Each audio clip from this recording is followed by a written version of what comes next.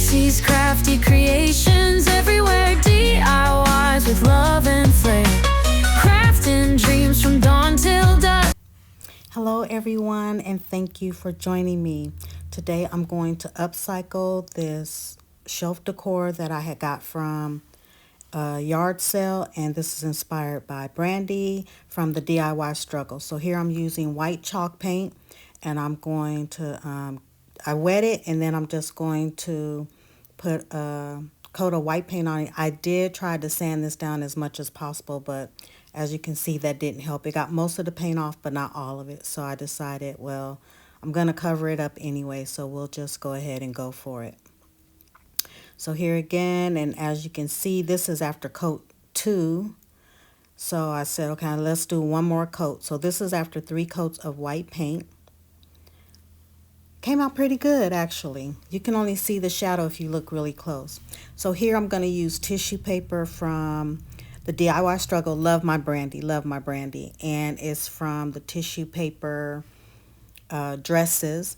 Her link to her website will be in my description. If you would like to take a look, please go out and support my girl. She's a great, great creator. She's also on YouTube, so please give her a follow.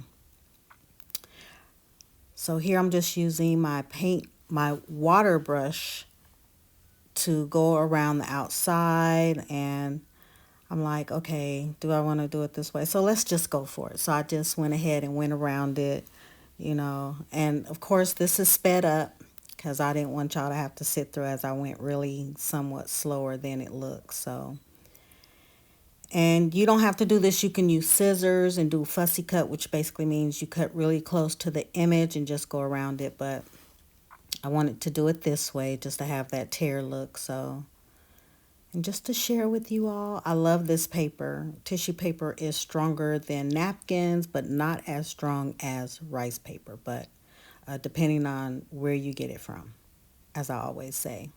So here I'm looking to see where the line actually was for the end of the book. I'm still going to miss it, but that's okay. Then I'm just going around to where I want to tear it off at.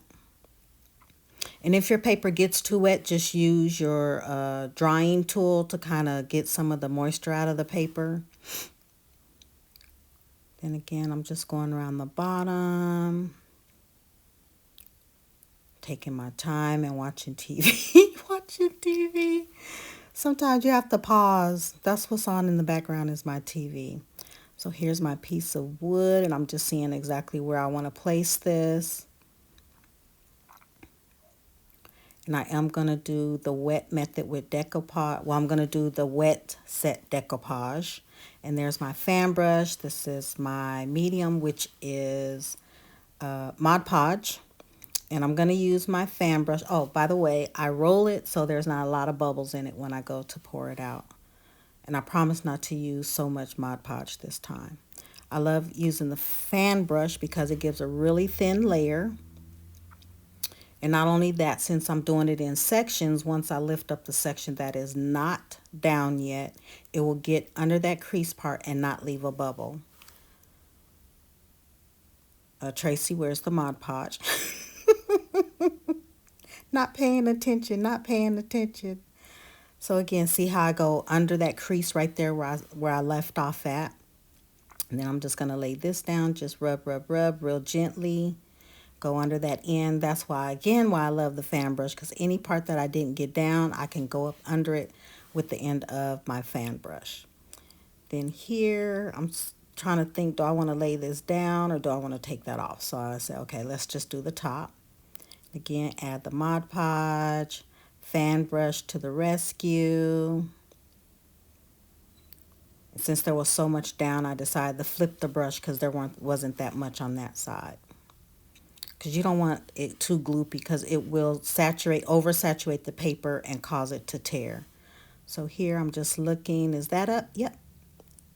Go under there, add a little Mod Podge, tap it down. As my friend Brandy would say, tappy day, tap, tap, tap. So I'm just rubbing it down real gently, real gently. And then there, put a little bit and rub that down.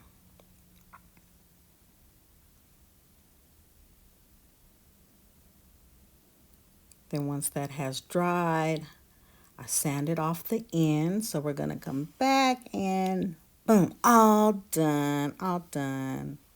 So then I'm going to take the white paint and I'm just going to do a little bit of dry brushing, just kind of blend it into the wood. I'm just going to go all the way around. I'm not going to make you watch this. Then I kind of blend it with my finger. Learn that from Brandy as well. This is not a requirement, just something that I prefer to do.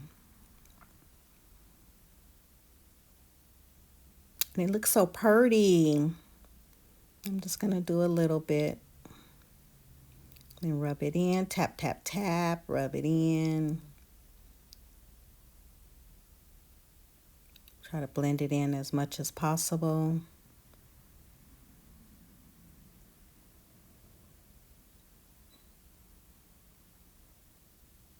Brandy does it so much better, but hey, I try. I figure the more I do it, the better I'll get at it. Okay, and here I'm all finished going all the way around.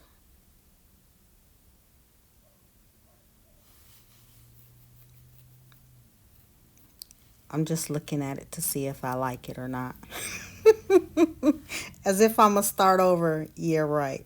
So here I have some pieces that were just in my stash. They're from different molds. So when I make extra molds, I just put them off to the side and I just hold on to them. So I'm just checking to see if this color will match the blues. And I'm like, yeah, it'll match. It'll do. This is from Paint Pixie. I do believe this is watermelon rind. I am an affiliate with Paint Pixie as well as the DIY Struggle. So I don't know what I'm doing. I don't know what I'm doing. So I guess I don't know what I was doing, but here we go. I'm going to get some of the paint out. And this is Watermelon Rind by Paint Pixie. Link is in the description. I cracked myself up. And I think what I did was, I think I'm going to pause and I'm going to put this on tape. Yes, Watermelon Rind by Paint Pixie. And then I decided to put down some tape so that they won't move all over the place. Because I'm like, it'd be so much easier if these are not moving around. So you see me start this way, but when you see me take them off, they're on tape so that they won't be moving around and I don't have to hold it down with my finger.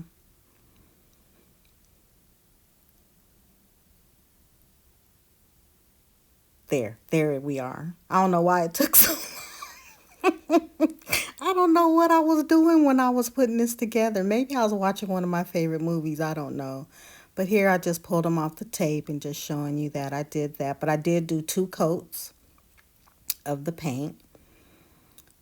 And then this piece right here, this was gifted to me from Justin from the Crafty Brother. This is by Would You Bend. I've had this roll for over a year now, so I'm slowly using it up. So if you heat it, it unbends, and then I can paint it, and then and it's also stuck on tape. Then if I need it to curl back up again, I just heat it, and it'll curl back up again, or you can shape it the way that you want. So here I'm going to use Titebond for the long-term hold and hot glue for immediate hold. So this medallion I'm going to put on what would be like the spine, because it's kind of like a book per se. So I added some Titebond and then I'm going to add some hot glue. This is so that if it is gifted or purchased from me, this will not fall off. That would be embarrassing.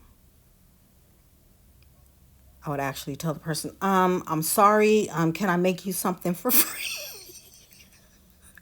Although I have not had that happen yet, and I pray that it never does. And then I'm going to put the Would You Bend piece down at the bottom.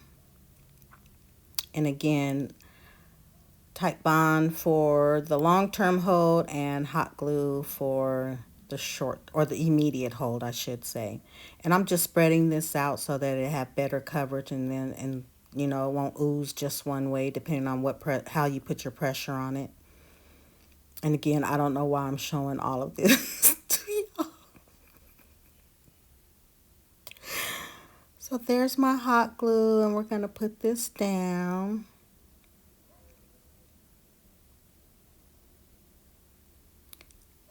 And please, if you like what you see, please like and subscribe. Hit that bell button so you'll be notified when I upload another video.